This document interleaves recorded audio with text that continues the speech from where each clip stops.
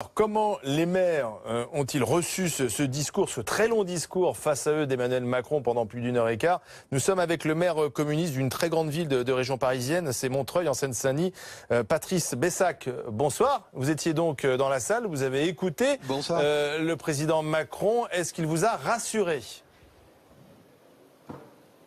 Non, il ne m'a pas rassuré, et visiblement il n'a pas rassuré les maires, toutes tendances confondues, qui par centaines sont sortis de la salle au moment de son discours. Ça ne s'est jamais vu. Il y avait une forme de dépit qui s'exprimait des maires de ne pas être entendus. J'aimerais vous donner un seul chiffre.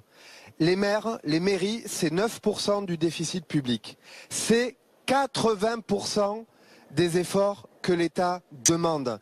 Il y a un moment donné, trop c'est trop. On a eu Emmanuel Macron en campagne électorale avant l'élection, maintenant il est président de la République, il est venu devant nous et d'une certaine manière on a eu l'impression de le retrouver un peu en campagne électorale. Il y a plein de beaux slogans qui sont faits pour être entendus des Français, je comprends, par contre pour les maires il n'y a pas eu grand chose.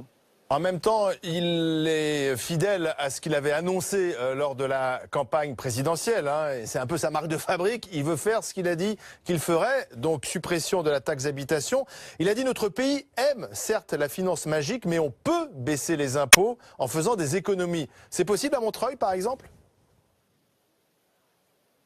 C'est possible de faire des économies, bien sûr, mais je vous signale que c'est un peu faites ce que je dis, mais pas ce que je fais. Parce que dans la réalité du pays, ces 5 dernières années, les seuls organismes publics, les seuls qui ont fait des économies, c'est les communes.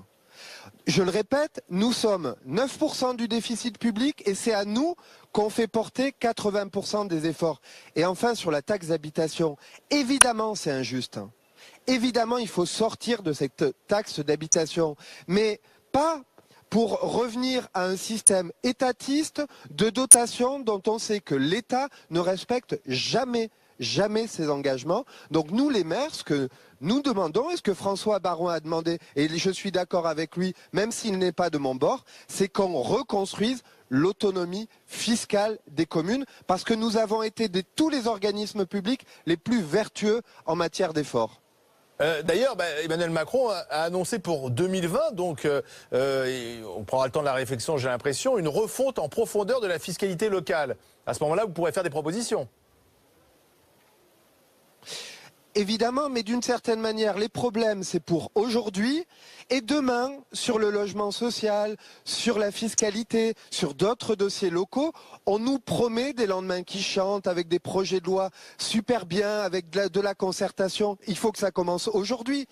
Vous dites qu'il respecte ses engagements de campagne, c'est faux. Il avait annoncé 10 milliards d'économies pour les collectivités locales. On en est à 13 milliards d'euros annoncés parce qu'il y a aussi toutes les fausses annonces cachées qui conduisent à renchérir les coûts pour les collectivités locales. Donc moi je demande à ce que la méthode elle s'applique de suite.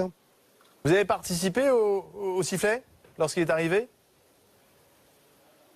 Non, moi je ne siffle pas le président de la République. Merci Monsieur Bessac, maire communiste de Montreuil en Seine-Saint-Denis. Merci d'avoir répondu.